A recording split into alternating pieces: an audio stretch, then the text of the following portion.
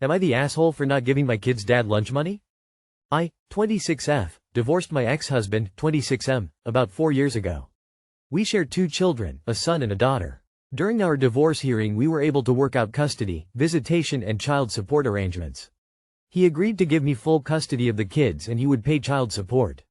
After the divorce he decided to up and move to Nashville to chase his music career. That never existed. He managed to work his way up to almost $6,000 behind on his child support, went 7 months without a phone call or visit, and when he moved back I let him start seeing the kids as soon as he asked, 2 weeks after he arrived in our state. I try to always remind myself that my relationship with him is not the kid's relationship with him. Anyway, fast forward to now, his grandfather has been paying his child support monthly, according to his grandmother and aunt, so that he doesn't lose his license or go to jail. He went out and got a job about 2 months ago and the lady assigned to our case is great at her job, so even though he did not report his job, she knew he was working. His grandfather pays the monthly amount on the last day of every month, so I received December's amount on December 31st. On January 3rd I received another payment to that account, and approximately 30 minutes after the notification my children's father starts calling me asking for the money back because it was a mistake payment. I simply explained that I couldn't give the money back, but if he reached out to child support I would be okay with them giving it back. The conversation continues until he admits that they have started garnishing his wages. He proceeds to tell me that they took his entire paycheck, he can't buy lunch or put gas in his car. He wants me to give $200 back, and he will allow me to keep the extra $82. I simply stated that I didn't think it was fair to give the money back when they had credited his account for paying that amount. I also informed him that I do not use that card for personal reasons and all of the money is used on the kids' wants and needs. Both of my kids' birthdays are in January. I had already told the kids that we will go to a water park for a weekend, so if I keep the money that's what it will be used on. He started calling me names and telling me that I'm impossible and never happy. So am I the asshole for not giving my ex-husband lunch money because he claims they took his whole check? Okay, HR payroll person here, they did not take his whole check. They have garnished his wages and are deducting for back pay as well, but we always get a support notice that is limited in what we can deduct as they have to leave him so much to live off of. He's gaslighting you for more money. Also, now that he's been served, if he quits to run from the support, he will lose his license and any tax returns he is supposed to get until back pay is completed and his support responsibilities are met. No way they took his whole check, but also, so his entire check is $282? Definitely report it to the caseworker so they can document him trying to manipulate you. Not the asshole. I'm not from the US and haven't visited the country since 2001, so I'm unfamiliar with prices there, but $200 seems a lot for lunch, JK. Not the asshole. Any extra money you got can be credited to that back due he has. He's just an AH. You very much need to learn to ignore it. He's his own person and has his own people that can help him. That is not you. Divorce means that never has to be you ever again. I don't know why you even had to ask. You are clearly not the asshole. Am I the asshole for not cleaning my sister-in-law after she got sick drunk? Between Christmas and New Year's, me, 43 male, and my wife, 43 female, went to hang out and drink at my sister-in-law's, 32 female, house while her husband, wife's brother, and son went away for a few nights. Basically a normal night. My wife and I went over to keep my sil company. Played board games, drank, etc. My sil is very proper, fashionable, basic white girl. Maybe 5 feet 2 and 100 pounds. Anywho, we're in the living room. My wife passes out on the couch, so we decide to call it a night sleeping on the couch. My sil gets up to go to bed, a little wobbly, but she goes into the bathroom and shuts the door. I play on my phone for about 45 minutes and I notice she's still in the bathroom. So I knock on the door with no response. I knock a few more times, then open the door to look in. She's a naked pooper. She passed out while pooping apparently and fell off the toilet onto the floor. Somewhere in all that she puked all over herself. So I'm left with a completely naked woman covered in puke, poop and pee. I try to wake my wife up but she's out cold. I try to wake my sil up but she's out cold. So I grab a bunch of towels, just do a quick clean up. Get the heavy stuff off of her, clean up the floor and made her a bed of towels so she didn't have to sleep on the cold tile. Propped her head on a folded towel as a pillow and used a giant fluffy towel as a blanket. Here's why I'm told I'm an asshole. She was mad I let her lay in puke all night. I should have picked her up and put her in the tub and bathed her. She was passed out drunk. I didn't think she wanted me touching her intimate areas. Where she replied that I have a wife and daughter. I've seen a vagina before and I've changed my daughter's diapers, baths, so I know how to clean a vagina, butt, breast. She's only 100 pounds, so it would have been easy for me. My wife sides with me, but the other women say that I should have cleaned her better. So am I an asshole? Would you want someone touching you while you're passed out? Speaking as a woman, not the asshole. No freaking way. Could you imagine the implications if you'd bathed a semi-comatose woman on your own? The flack you're getting for this is nothing compared to the alternative trouble and risk. Never mind what your SIL says. Your own and your wife's opinions are the only one that matters. Heck, your relationship could be in jeopardy if you bathed her. Not the asshole, you helped her as well as you could while still respecting she's a grown woman you aren't married to who may be uncomfortable with you bathing her. It wasn't like she was awake and coherent to ask if she needed help. I wouldn't like waking up covered in my own filth either, but the difference is I know it was my own fault for drinking to the point of passing out and not blame my brother-in-law for not cleaning me up. She was mad I let her lay in puke all night. Not the asshole, it was her decision to get that drunk, where the result was her doing that, not yours. You made sure she was safe. I really don't think it's your responsibility to clean the literal shit off of her. She needs to take better care when she is drinking. As a woman, if I'm dumb enough to shit myself naked and vomit all over myself, I'd be very grateful to be put in the recovery position so I didn't die, and completely horrified if someone took it upon themselves to wash my ass while I was unconscious, let alone bathe me. You get that drunk, diaper rash is the consequence. Not the asshole. Info. Who are the other women weighing in on your comatose poopy pee story? Not the asshole. Geez, you can't win. You think being respectful of her nudity and vulnerable state whilst caring for her makes you a gentleman.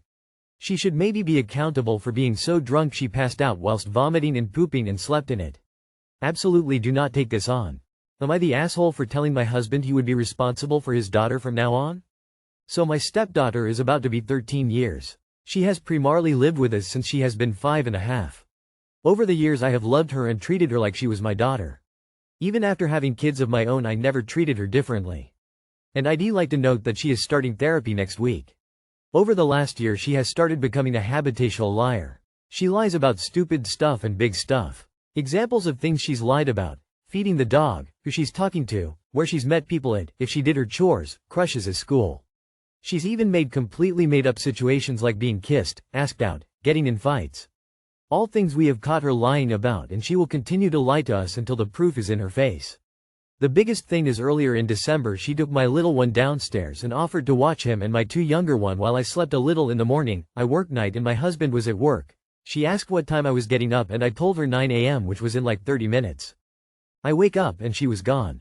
Her and the dog were gone. My 6-month-old was in his bouncer crying, and my daughter, 6 years, got my dish soap and smeared it all over the bathroom and then locked herself in there when she heard me coming.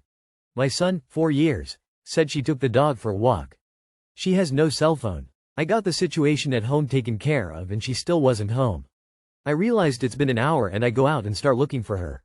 We live in a small town. I searched for 3 hours.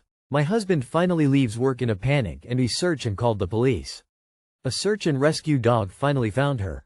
It took us 6 hours to finally find her. She to this day won't tell us where she was at. Fast forward to today. She said her stomach has been hurting for 2 days. She's thrown up once and had diarrhea. None of which happened while my husband and I were around. I just got over a cold, sinus infection, stomach bug and kidney infection. So I feel bad and take her to the pediatric quick care. On the way there I tell her she is faking just to tell me so I don't waste time and gas to drive her. It's my last day before I have to go back to work and I need to get something done. She tells me no, she really is in pain. Tells the doctor the same.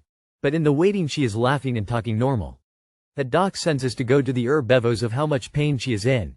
Now in the and ruled out appendicitis, and again laughing and talking just fine, and come to find out she has been exaggerating how much pain she's in and I'm stuck waiting for results. My husband can't switch me cause he has no gas and we had to drive 30 minutes into town to come to this doctor. I'm so mad. I told my husband he can deal with everything with her from now on. All discipline, appointments, parent-teacher conferences and everything. He thinks I'm overwhelmed and going too far. I married him and she was part of the package. So am I the asshole for telling him this? Missing for 6 hours is not normal, especially with the police involved. Did they not question or talk to her? Sounds like a cry for attention. It is her dad's job to address it. You're a stepmom in this stage of her life. Love her, support her, but take a step back and protect your kids. The whole, gone missing, for 6 hours thing is very weird. It has me thinking that maybe she went to someone's house like an adult, and is in some sort of relationship with someone, especially since she won't tell you where she was. I wonder if she is being abused, and that's where this change in behavior is coming from. Kids never, and I repeat, never, just suddenly change like this without a reason. There is always a reason. Something bad is going on, and she needs help. Info. How present is your husband in the household and how much does he contribute to raising the kids? You are the asshole. You've loved her as your own daughter for more than half her life. Now she's had one single year of acting out and you're ready to write her off? Where's that love? It definitely doesn't sound like it was ever unconditional, which is how we're supposed to love our kids, right?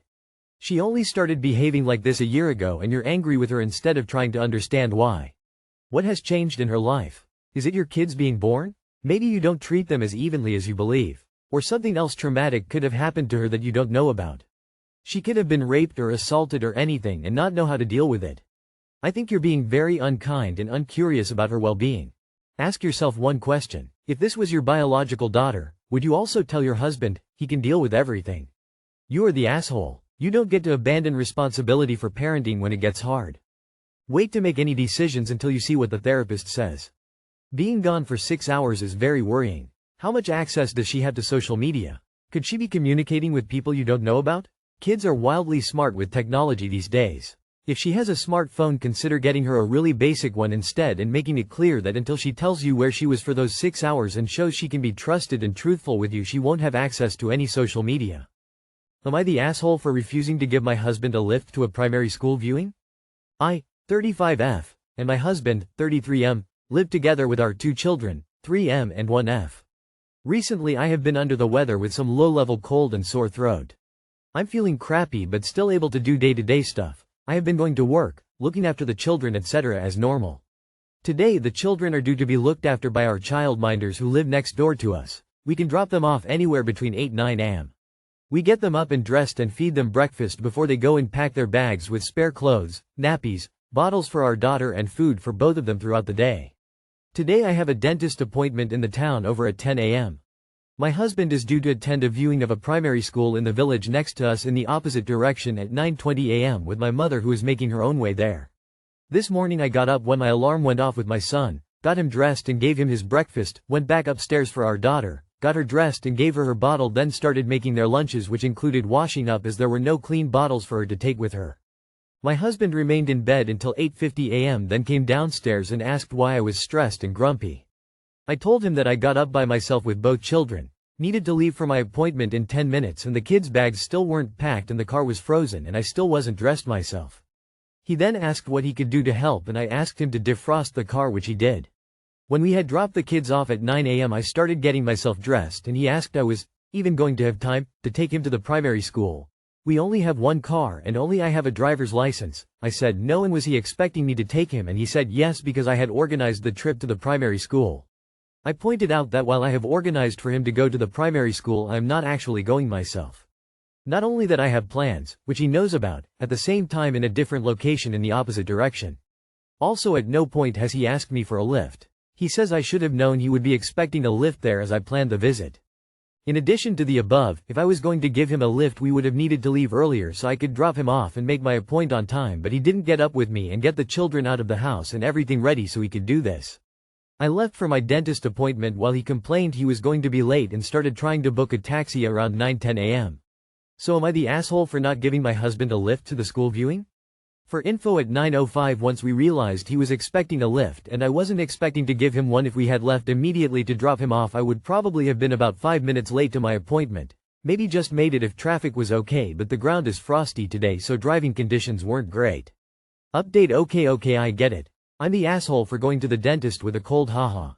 Although yes, I do take on board all the comments highlighting our issues with communication. Going forward we're going to have a briefing for the next day where we're clear about who is getting up in the morning, what our plans are and how we're getting there.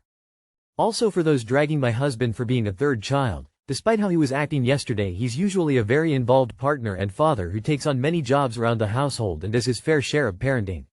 He used to get up in the night with our daughter and I would do the early mornings, which worked well for us. However, our daughter no longer really wakes up in the night and he continues to have the lie-ins, so I think we just need to update our division of labor in that regard.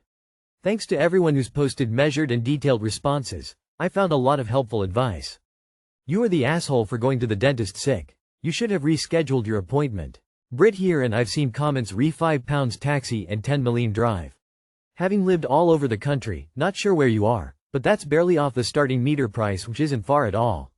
Any reason he couldn't walk to the appointment? You know, like people used to do before they had to get driven from door to door?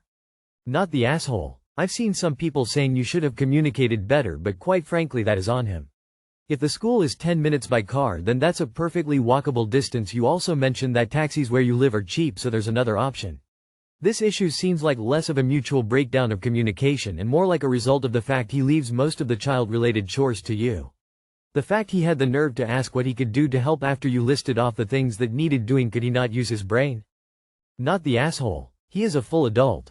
He should have secured transportation or asked you about it. It is not on you to plan for his outings. Even making the appointment did not put the responsibility in your lap. Full adult. He lounges in the morning and is acting like a teenager. I hope your whole life isn't caring for 3 children all the time. So you have an adult child as well as 2 little ones. Good luck. Not the asshole. Not the asshole. Sure, you planned the primary visit since it sounds like you're the primary parent. But he has a brain too that he can do critical thinking with. If he knew about your appointment, he could have deduced you probably weren't going to be able to drop him off, specifically because you weren't going. Why would you have the time to do so? Without knowing more about what he does to help, sounds like weaponized incompetence. You should only have to plan out 2 kids' lives, not 3.